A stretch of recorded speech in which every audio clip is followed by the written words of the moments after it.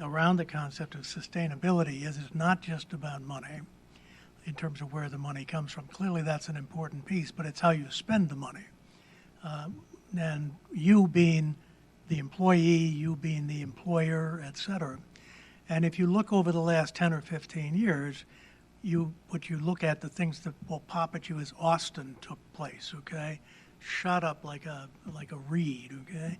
Eau Claire is having its moment. Dane County is having its moment in that thing.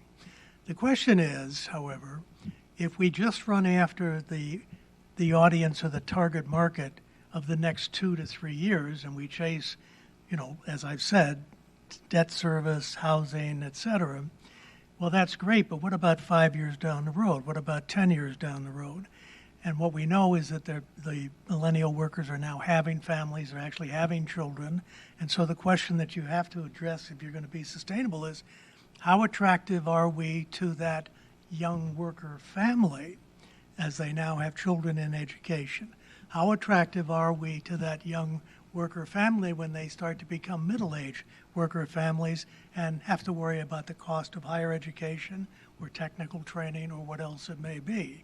What do we look like as we try to save both our rural populations and our aging populations and ask ourselves, what does that take as a community? And so the forward piece, if you're looking for a longer vision, a more sustainable piece,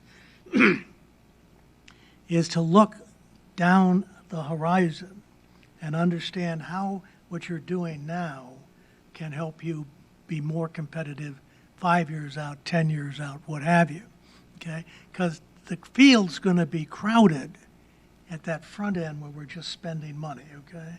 We can't outbid New York, and we're not going to outbid other places.